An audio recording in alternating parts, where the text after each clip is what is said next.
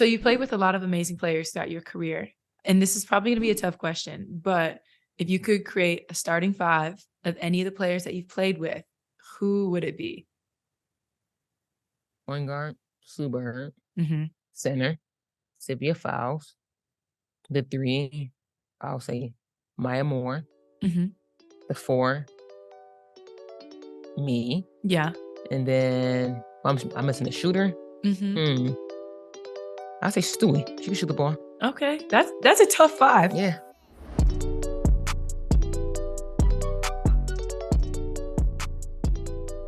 Presented by State Farm. Welcome back to Sometimes I Hoop. I'm your host, Haley Jones, and today we've got a certified bucket on the pod. She's the all-time leading rebounder at Florida State, 2019 Defensive Player of the Year, 3-time WNBA champ, and 2-time All-Star.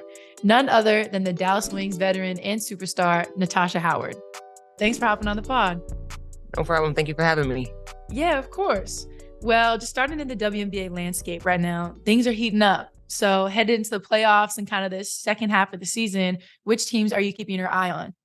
I already said Atlanta. Y'all been doing a really good job too. Like right now, y'all like on our bumper right now. So like we got the same record. So right now I'm just keeping an eye on y'all. Nah, I agree. We definitely got y'all in Washington. Like we're all within a game or two of each other. So I feel like every time you look at the standings, somebody else is above the other. It's always changing. Right. How has the focus or mindset changed as we all head into the second half of the season, it's really solidifying rankings, standings as we head into this playoff time? Everything's going to be different. Like, intensity going to be different playbooks, different defense. Everything's going to be completely different coming in the second half, especially like, we got like five weeks until playoff starts. So everything's going to be more dived in, more dissect and stuff. So like, it's going to be completely different from the first half of the season until now. Yeah, you're right. I mean, like we played some teams 2 times, we played some teams 4 times. Like you got to find ways to switch up the scout because I feel like everybody so well at this point. I think it's a really cool dynamic, like playing teams 3-4 times, but it's definitely difficult. Exactly. You coming into Dallas this year has definitely just changed the dynamic a little bit, right? Like you're coming in, Satu's having a breakout year, Arike's playing great. So do you think there was any growing pains coming into your first year with Dallas, or do you feel like it just kind of came together seamlessly? Well, me and Arike played overseas in Russia together. So me and her had that instinct already, that chemistry and stuff. So, and with Satu, like she's an amazing, incredible player. So like so far that she's been doing this year, like she's healthy. She's been doing everything that we needed her to do. And she's been doing a phenomenal job with that. And me coming in, just being the veteran of this team, like, I was like, whew, all these 3rd, 4th year players, like, oh my God, like, but like, I'm like the mother of this team. So everybody, like anything that I say, they listen. And that's the good thing about me being in the league for 10 years and like having my teammates, they actually listen and buy into what I'm saying and stuff like that to actually help them out to the next level, to get them better as my teammates, as individuals, as a person as well too. So, and also, on the court, getting to the next level of winning the championship, showing them like this is what it's going to take to win a championship too. So, yeah, I mean, you're definitely a vet in this league and highly respected across just the women's basketball world. And so bringing that knowledge that you have to the Wings, what do you think has been like that piece of knowledge that you really given? Is it, understanding the conferences, a lot of the players, what it takes to stay in this league at a high level for this long. So what is kind of some of that advice that you've given those 3-4 year players? Just being consistent. That's the thing. Like a lot of people that's coming in, rookies and stuff, people that have been in the league for a couple of years, just staying consistent, doing what you are good at doing and stuff. And just doing the little things like rebounding, talking, whatever, and things that you're not good at, just work on them during the offseason, go overseas and work on them and stuff like that, things like that. And, just at the end of the day, I always tell my teammates, just stay consistent. Like it's going to be roller coasters and stuff like that. But at the end of the day, just stay consistent of what you're doing. So I just keep that in mind, stay consistent.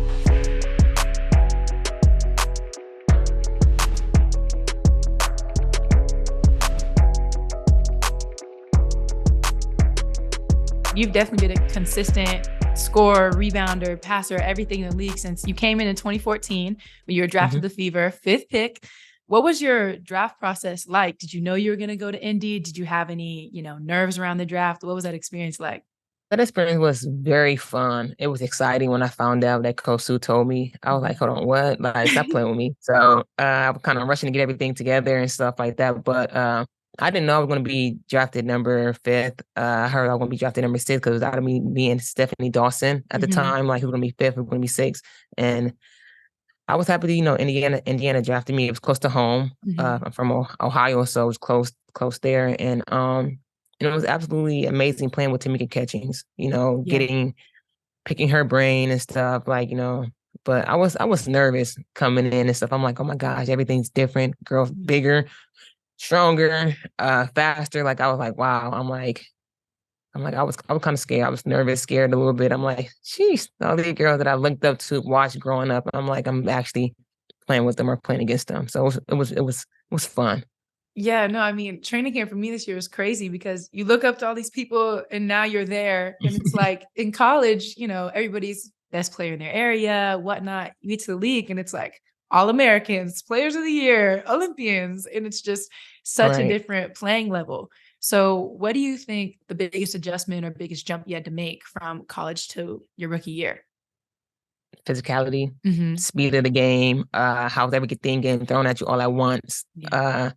That's one thing that I was kind of confused with, like plays, how the different terms of what they use for defense and offense. I'm like, whoa, I'm like, this is a lot going on right now. So I was like trying to like get everything all at once and trying to like, I was just like, when I went home, I'm like, oh my gosh, like this is a lot. Like they Hmm. gave us playbooks and stuff. I was like, this is a big playbook, like defense and offense. I'm like, wow, like we never had this in college. But thank God that I had, like I said, Tamika Catchings there with me, Breon January, that like those type of players that put me underneath their wings and guide me through the whole process when I was there. Yeah, I mean, the vets make such a big difference, and I They did do. not realize the information overload that I was gonna have to deal with. When do you feel like, you kinda hit your stride rookie year? You were like, "Okay, like, I belong here, I can hoop with these people, this, that, and the third." I'll probably say I'm kind of like back and forth with playing, riding the bench and stuff like that. So it's kind of like messing up my confidence a little bit. But Yeah. I was just being patient. That's the thing. I was just being patient when my number was being called. I like if I played 5 minutes, I went out there for the 5 minutes and I played my butt off like those whole 5 minutes. Even though if I make a mistake, I'm a run down on Yeah. the other end and play some defense or get a stop or something. So, but it was just up and down. But I just stayed patient and poised and I was just always ready no matter what. Yeah, I think it's definitely an adjustment because you come from college and, you're the person, right? Everything's going through Right. you. And I know for me, like I can throw a turnover, I can make a mistake. I'm not looking over at the bench. I'm not getting subbed out. But like now your rookie year, it's you got to find where you fit in. You got to find your place. And I know that's definitely been an adjustment. But it's all about the people you're around. Exactly.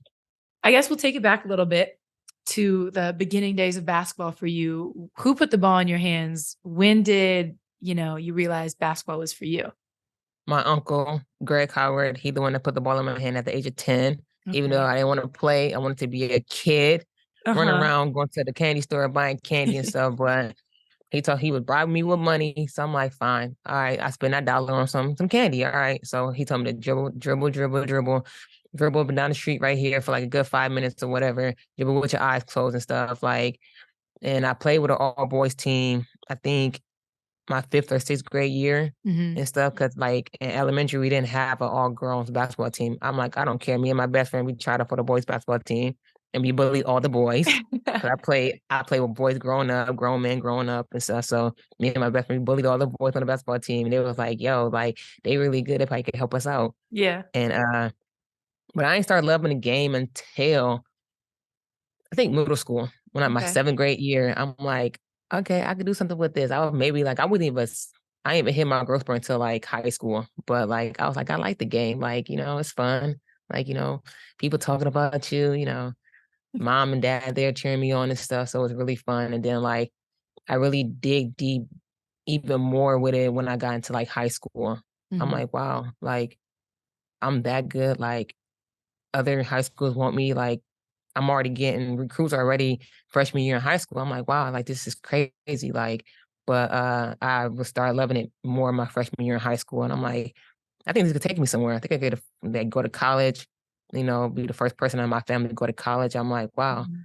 And I use my talent that God gave me to the extreme, and like I just took full advantage of it, and it took me to different colleges, and now I played for Florida State for 4 years after that. I'm like, this might take me somewhere else that how I dreamed about playing in the WNBA. And when that dream came true, I was like, wow, this is a dream come true. Like I actually did something that I actually love. So I just gave credit to like everybody that was in my corner from day one until now, that's still helping me out, that's still pushing me as a player and as a person. So kudos to those that helped me out right now and before.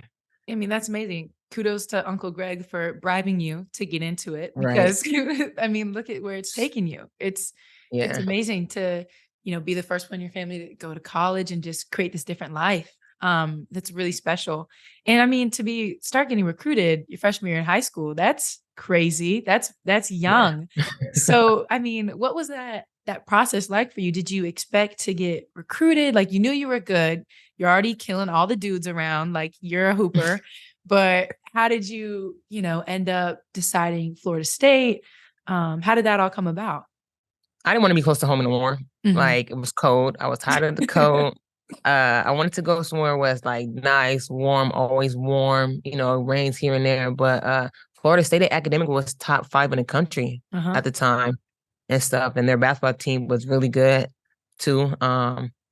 And Coach Johnson was like on my tail, like, yo, you need to come to FSU. We really need you. Da, da, da. But more than none, they were just saying things about like how they could help me out, like after college and stuff. Like till this day, me and Kosu are still like this. We are still close. I Yeah. call her like my third mom and stuff. If I need her, she'll be there for me and Mhm. stuff. So with all of that, like I just want to be somewhere warm, somewhere different when it was time for me to go off to college. And that's the reason why I chose Florida State, because academics and what they said about how they're gonna treat me when I'm done with playing with them. So that's the reason why overall that's the reason why I went to Florida State.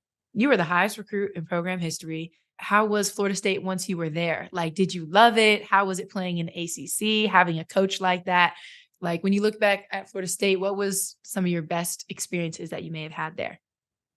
Everything was good. Like everything was amazing, like how I thought it was gonna be. Like, don't get me wrong, like your freshman year, it was hard. Like time management, It's that was tough, hard. Like tough. waking up at 8 o'clock in the morning for class, I'm like, bro, I don't know if I could do this. I called my dad. I said, Dad, I'm ready to go home. I don't know if I For could do this real. or not. He was like, girl, you worked this hard right here to get to where you at. You better use that education. Don't let it use you. I'm like, Mhm. all right, I got you. So with all that said and stuff like that, I pushed myself, kept pushing myself. And like just like I had amazing teammates. I talk to some of them now to this day. Like just stepping a foot on Florida State campus, I was like, wow, this campus is beautiful. Like Mhm. the people, head coach, other like all the staff and stuff like that, it was really good people until this day. Right now, they like I was like, wow, like I'm really here. I'm really in Florida right now. Like this is crazy. But overall, like basketball was good. Like, it sucked that we always moved in the second round of the NCAA tournament and stuff. But like overall, then like it was just good. Like I had a good experience. Like, FAMU was really across from Florida State. So I learned the ins and out about more about Black history, more like Mhm. our culture a little bit more. So and I keep in contact with Coach Brooke too. She did a phenomenal job with Florida State. They Mhm. went to the mm, well, when Coach Sue was there, I think they went to the Elite Eight at the time. I was like, wow, Florida State is really doing something. And They now doing their Coach, thing. Mhm. they doing anything. I'm like, okay, then Coach Brooke got there and she took the coaching job. I'm like, okay, they doing good, bringing in new players from transfers and stuff like that. So far, Florida State been doing a really good job putting Florida State on the map.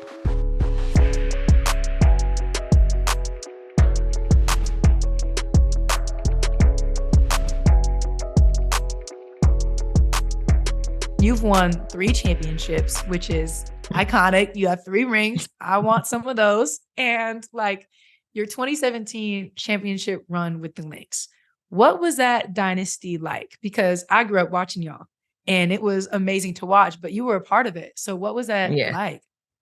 it was amazing. Like just having Sylvia Fowles, Rebecca Brunson, Maya Mhm. Moore, Simone Augustus, Lindsay Whalen, The list just those goes type of on. players. Like the list just goes on. Like everybody on our on the roster was so good. Like Mhm. it was really good though. Like, be a part of like history, people that gonna be in the Hall of Fame and stuff like that. That was Mhm. really cool to play, like actually play with them, though, not play against them, but play with them. And also like, just learning from them and also having that inner dog that that you probably never had, like, that you thought you had. And it came out like with me playing with Minnesota, like it actually came out. I was like, wow, like I know I had this inner dog in me, but like it was just a cool feeling to actually win a championship there. Like the things that I contribute to the team, like defensive wise. I didn't really care for offense, but defensive wise, I was like, I did some to like help us win this champion, like to win. I was like, wow, like this is really good. This is amazing. I was like I never knew I was gonna win the championship when I got into the league. I'm like, okay, I just want to get better. I just want to, Mhm. grow my game and stuff. But like, I was like, wow, I actually did it. I actually won a championship with some amazing Hall of Fame players. Like, it was really good. It was fun. Like, I was like, I was shocked. I'm like, did we really win a championship? I was like, wow. Then the next year when I seen that rank, I'm like, dang, this bad boy heavy. I'm like, It's that bad tough. boy heavy. But yeah, it was nice. It was fun. Like that year was so much fun. Like even though in 2016 we lost against LA, Mhm. even a shot clock violation. But anywho, but like that right there molded us to dominate the whole season. I think we lost more like 2 or 3 games the whole season. Like that year, like we all had a chip on our shoulder right there. Mhm. And we came out with like we was just anybody came in our way, like y'all like, You're getting it. just get out of our way. Yeah, y'all getting it, just get out of our way. Like, we were blowing teams out by 23 points and stuff like that. Like, Yeah. it was just it is what it is. So, but it was that memory right there was really good. It was fun.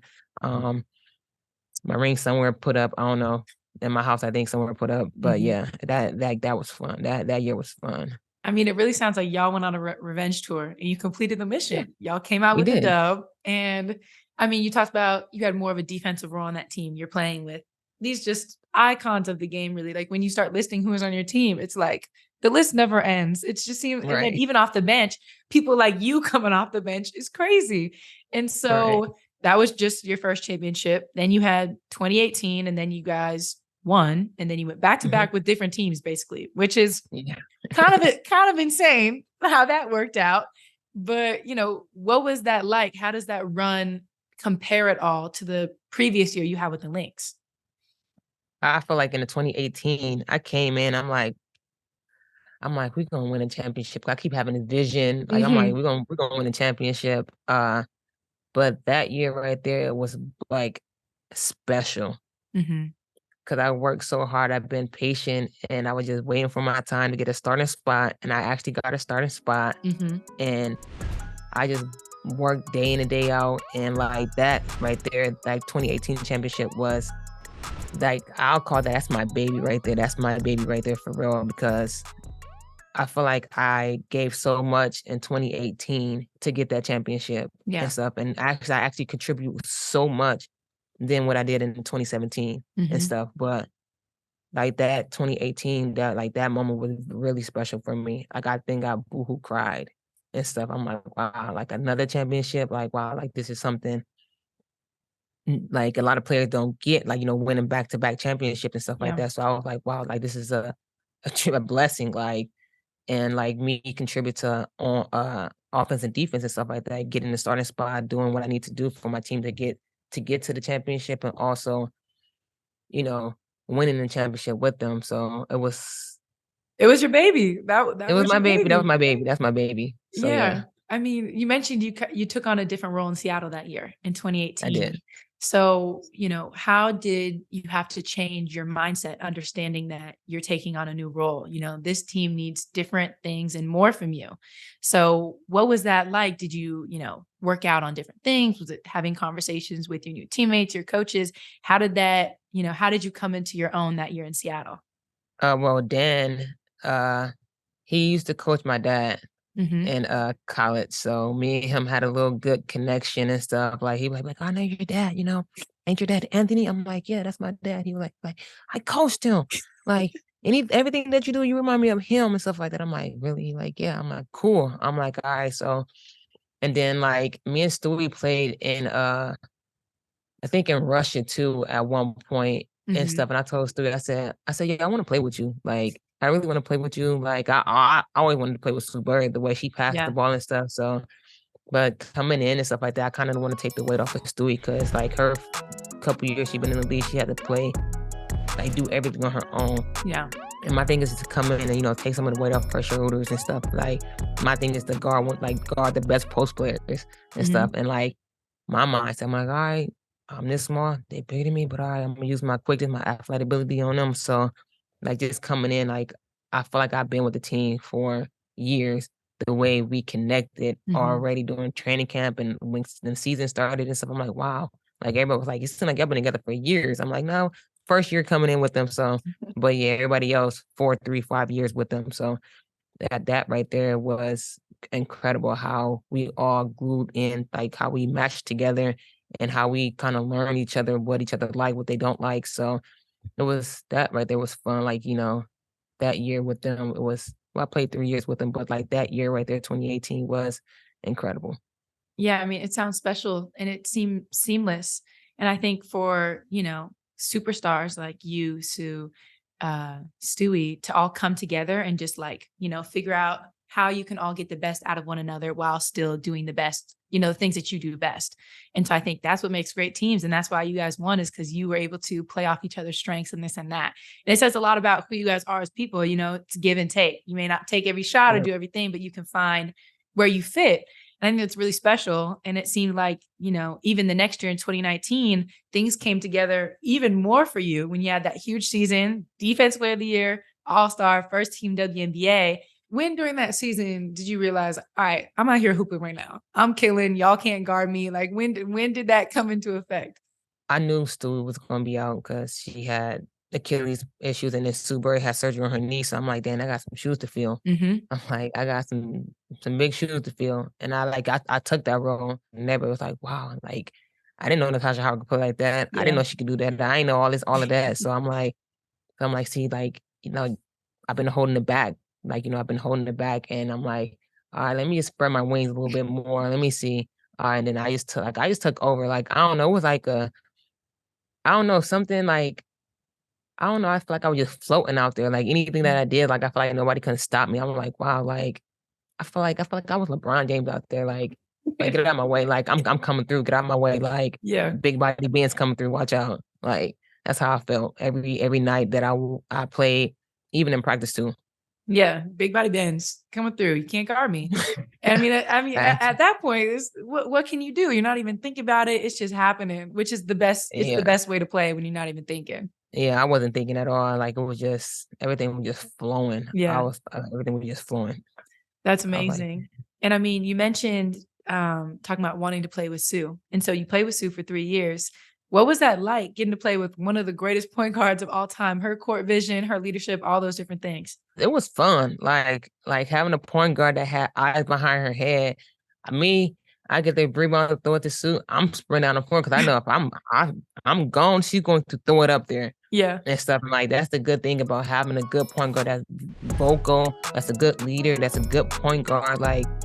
Having that all in one, like it's stress free. Like you don't gotta worry about nothing. Just listen to what she had to say. Like she ran the floor. Like she was the head of the snake for us. And like she made sure that everybody was on their P's and Q's. Like she put me in my place one time. I'm like, okay, he's like, I okay, got you. Like yes, but Sue. it was coming from the heart though, but it was like coming from a good place. So I'm like, all right, I got you. So like just having that type of point guard like that, it was fun. It was amazing playing with her. Like she did a incredible job in the league for 15 years. She's been in the league, so like that's the GOAT. Yeah, yeah. And I mean, so then you had one more year with her, 2019, the bubble season, which I imagine came with a lot of different struggles and just craziness in the bubble, not even to mention the social climate at the time. So, you guys came out winning, but how did that season go for you playing in the bubble? Oof. It was stressful. It was kind of Yeah. depressing a little bit. Like I ain't gonna lie, it was depressing. 'Cause we couldn't see our family and our friends and stuff like that. It was during COVID.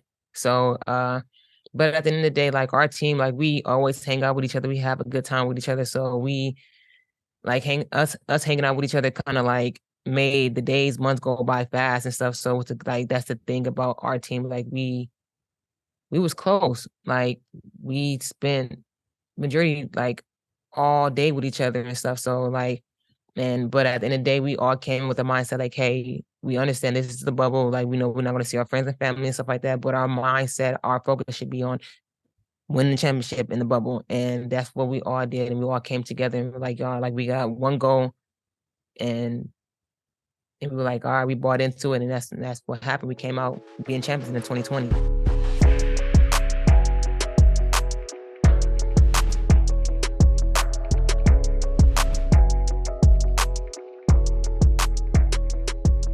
Okay, so moving back into this season a little bit, you guys have been killing it in Dallas. We talked a little bit about Satu earlier, but Mhm. could you tell me a little bit more about, what's it been like firsthand seeing her really come into her own this year? She started out hot and she's been consistent all year long.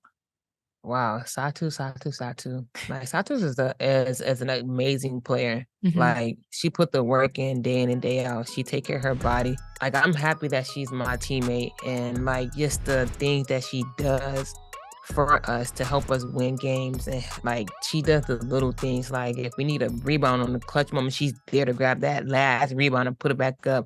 Like Mhm. just her ethic day in and day out, and like how she just take care of her body, and just her using her voice even more now on this team. It's amazing. Like I'm happy that I'm her teammate. I don't got to go against her because I know it's probably hard to guard her It is. Mhm. against other opponents. So she's an amazing person and amazing player and teammate. So Yeah, she is. She can do it all. And I mean, she's she called can, she's called a unicorn for a reason. right? She's really special. And I think just you with Dallas this year, a lot of people talk about you being the missing piece for Dallas as a whole, just kind of bringing everybody together chemistry wise with Enrique and Satu, and you guys just really having just like an extra edge this year. So, what has that chemistry been like? We talked about with Seattle, it seems seamless. Mhm. Did it kind of feel that way with Dallas as well? To a standpoint, yeah, Hmm. a little bit. We had a little bit of work. We had to, get the little edges, sharpen the edges real quick. So, but other than that, like everything was just starting to come together more during training camp and also the preseason games and stuff. And like when we finally got our roster, we were like, okay, well, we can actually focus on the team that we have now and learning each other. Like I said, what we don't like, what we like. If she like the dribble handoff or like Hmm. whatever. Do she want me to chest pass it to her and then come to a screen, stuff like that. Like we was like learning each other still, and like and everything's been going good so far. Like this whole season with me, Rike, and Satu. Like but I can't forget about Tierra, Big T. Like Yeah. she's been dominating. That's one thing I'm not gonna leave out is Tierra, how she's been since she came back from Turkey. She's been dominating nonstop. Yeah. And like without her presence in the paint, me, Ricky, and Satu wouldn't be able to do the thing that we do. Hmm. So That's true. She is definitely a presence down there, offensively and defensively. right. Our last section to wrap this up is the vibe check, and it's going to be rapid fire answers. Got you. First question. I hope you saw all of our draft fits this year. Who was the best dressed at our this year's draft?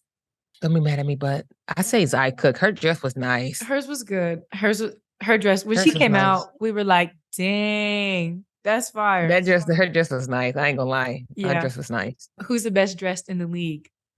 Me, Enrique, Copper, Hmm. Courtney.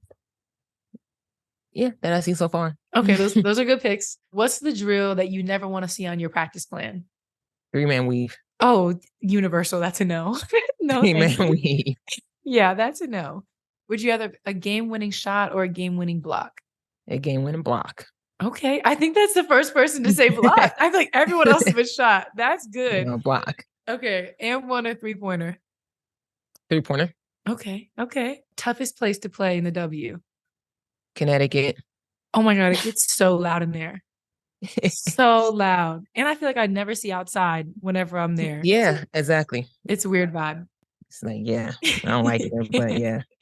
Who is the hardest player to guard? I'll say Asia. Okay, yeah, she's got a lot of Because she's bag. a lefty, so it's kind of hard to guard a lefty sometimes, but like her, Asia. Okay, okay. Who's got best handles in the league? Chelsea Gray. Yeah, insane. Yeah, hands down. Yeah. Okay, could be controversial here. Who's the biggest flopper in the league? I'll say Kelsey Plum. Okay, okay. Kelsey Plum. That girl be flopping. She be trying to get them calls. She be trying She to get them do, but calls. she get them. She Says she do. get them. She do. What's your biggest basketball ick? When I'm not sweating, I don't like nobody touching me. Ooh. I don't like that. If I'm not sweating yet and you own me, like our practice flat, I'm like, bro, get off me. I'm Yeah. like, can I get a towel, please? I don't like that. And If what I'm not sweating yeah. yet and you're sweat on me, no, I don't like that. It's something about practice players always be so sweaty. So sweaty. I'm like, bro, why you sweating? We haven't even done that yet. Exactly. It'd be wild. Like, okay. Who's your GOAT? who's my GOAT? Mm-hmm. I'll say my mother's my GOAT, to be honest. Sorry, my mother. I love that. Okay. And our last question here is, what's your best impersonation of Coach Trammell? I get so excited, make me want to chest bump you. What? Like, yeah, she'd be like, I'm so excited, make me want to chest bump you. Did she ever chest bump y'all? Yeah, she did. She chest bumped me one time. You I'm did? like, whoa, coach. Oh, okay, coach. Like that's a lot right there. That's a lot. Okay. Okay, coach, cool it. Thanks for the love. Right. I love that. But Natasha, this has been such a pleasure. Thank you so much for coming on. You're welcome. Thank you for having me. Oh yeah, it's been amazing. And thank you to everyone for listening. We'll be back next week with another episode of Sometimes I Hoop.